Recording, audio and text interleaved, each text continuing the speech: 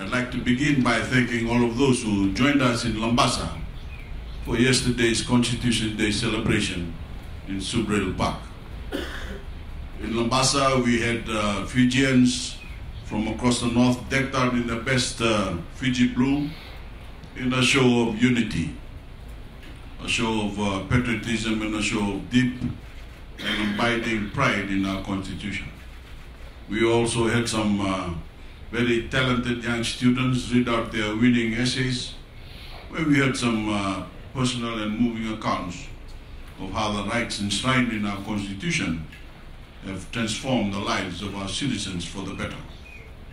And I'd like to congratulate our secondary school essay competition winner, Priya Karan, and our other student essay competition finalists, Jocelyn Mani and Milika Soso. And I can't forget to congratulate Bethel Primary and Immaculate Conception College for winning the multi-Fiji Blue competition. All in all, yesterday was the day for the history books. For me personally, I thought it was our best Constitution Day yet, and no, and that's not, that's not just something I say every year. It only took one look at the sea of blue over Submarine Park to know we're raising a proudly patriotic generation of Fijians. And our student essay finalists showed us we're raising an extremely bright generation of young people as well. I know all of these young Fijians are capable of greatness, but only if we bestow upon them a Fiji that is worthy of their great talent and potential. Only if we work to realize the great promise of our Constitution, that of a united Fiji, a strong Fiji, and a prosperous Fiji for every Fijian family. We brought our celebrations to Mombasa this year because I wanted you, our Fijian family in the north, to be part of this celebration, not only read about it in the next day's papers. And we'll be right back in the north next month to hold our Fiji Day celebrations in Mombasa with a full military parade and military tattoo for the very same reason. It may have been lost on past leadership in this country that a national celebration means you have to actually bring the celebration to every corner of the nation, but we're not making that same mistake. Because I know, as you know, that here in the north, you matter equally for our progress and development. You are all entitled to the same rights enshrined in our Constitution, and you are equally deserving of my government's total and unwavering commitment to your happiness and success. That is what we gather to celebrate today, another milestone moment in our commitment to the north as we open the new Savusavu Submarine Cable project. What we actually have in front of us this morning is only one small part of this development. So make no mistake, this project is as grand, as important and as groundbreaking as any bridge, any stretch of roadway or any jetty in the country. And it is certainly far more sophisticated. This sort of development, ladies and gentlemen, takes years of careful planning to deliver. It has taken long-term vision, bold initiative, and takes considerable economic means to make a reality. Luckily, those are the hallmarks of my government's leadership, and that is how the $16 million investment has been made possible. Some early cost estimates put this project at well over $20 million, but we achieved serious cost savings by carefully evaluating similar projects and learning from past experiences. I'd like to particularly thank our partners in Samoa and the Samoa Submarine Cable Company who have worked with us on this project, which will also carry enormous benefits for Samoa. This cable project is a direct link to the Southern Cross Cable, a massive trans-Pacific telecommunications network that is a landing point in Watuanga on Vanua Levu. This landing station is the connection point for a massive underwater fiber optic cable that stretches from where we are standing right now, 270 kilometers across the sea, to Vanua Levu. There's been nothing like this ever built in Fiji before. And this is only the latest in a string of landmark information technology infrastructure projects we've delivered across the country. Over the past 10 years in Fiji, we've seen an explosion in our ICT sector thanks to our massive investment campaign to expand access to telecommunications. Today, 95% of all Fijians now have access to cellular data. We've also deregulated the sector and brought in competition that has driven down prices and improved the quality of services on offer by giving consumers more choice in the marketplace.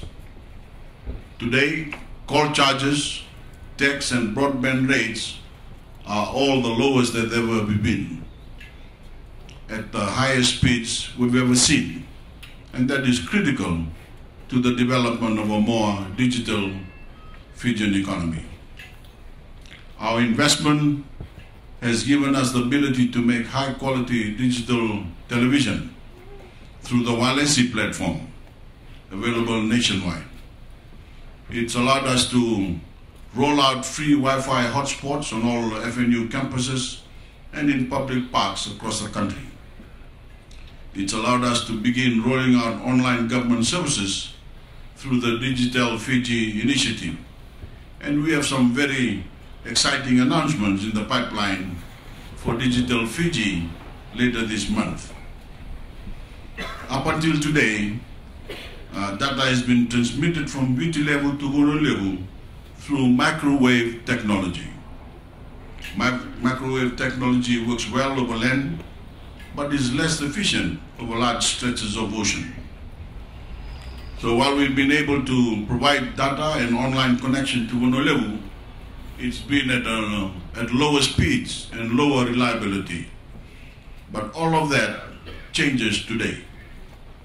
This new cable project will increase connectivity speeds on Vanua Levu by 50 times, from 2 gigabytes to 100 gigabytes per second across the island. That is on par with anything you'll find on Vanua Levu, and that will mean faster downloads, faster load times for web pages, and higher quality phone calls. And now we can efficiently use microwave technology to transmit those high speeds across your entire division. Better and more reliable data means a whole lot more than being able to check your social media. It means lower cost of doing business and more business opportunity in the IT sector on Vanua Levu, an industry that is a proven engine of economic growth and a creator of high-paying careers, especially for young people. It means our schools will have the ability to engage in digital learning in an entirely new way. It will bring more students online to engage with their classmates and the rest of the nation, and it will create a vital link of reliable communication for the students and teachers in the most remote parts of the north. In fact, we're also planning to roll out a range of educational programs across the Voreqe platform. Better data also means a safer and more secure Fiji. Anyone who has ever managed a national disaster response response can tell you fast and reliable communication is absolutely critical. With this rock-solid submarine connection in place, our ability to maintain communications during serious national disasters has been taken to an entirely new level. It's a far more resilient technology overall, and when cyclones do strike, this new cable will allow us to get messages to our people in need, and assure them help is on the way. We can more quickly and accurately assess the damage, and we can more effectively manage critical supply chains for disaster relief. These faster speeds will be steadily brought throughout the Vanua Levu over the next 2 weeks, as major mobile carriers like TFL, Vodafone, and Digicel become linked into the new cable system. In some places, those faster speeds are already here. Just after this, I'll be opening the new Wailesi hotspot in Savusavu that will be making these new high speeds available to every Fijian, free of charge, on public Wi-Fi. And anyone who wants to see what I'm talking about should join me at the Savusavu foreshore to experience those new speeds for themselves. This submarine cable, ladies and gentlemen, not only brings remarkable new speeds and reliability today, it also gives us a foundation to make another major investment for your division. A fiber optic cable stretching from this landing point all the way to Lambasa. More than that, this cable project also has the ability to expand its capacity in the years and decades ahead to reach speeds of up to 8 terabytes per second, bringing speeds that rival the most sophisticated IT infrastructure anywhere on the planet. We made sure that capacity can be realized because we believe that this is what will be necessary to support the incredible growth that will be coming to the North in the years to come. The North will need the same IT capacity that is currently powering the largest and most developed cities around the world today, because the North is where the businesses of tomorrow will be opening. Here is where new investments will be made and new development will take hold. Here in the North is where so much of the next century of Fijian greatness will unfold.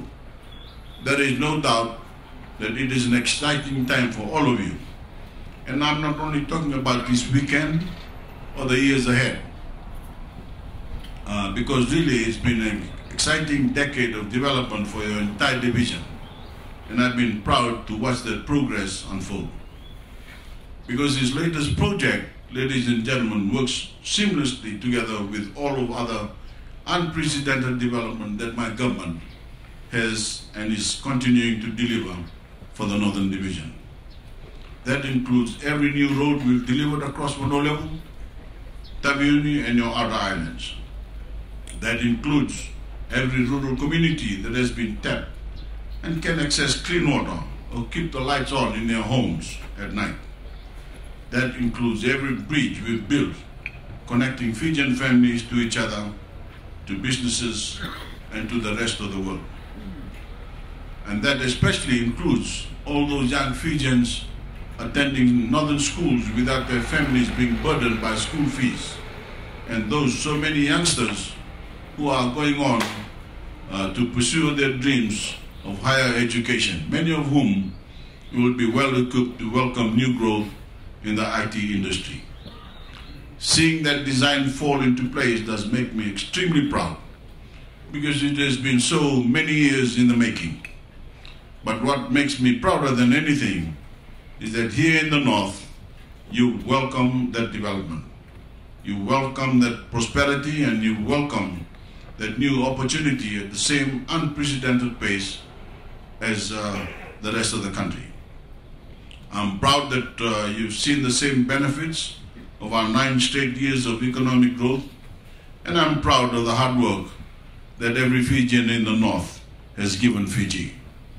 The sacrifices you made for your families and communities, and the way we've cared and supported one another as one people and as one united nation.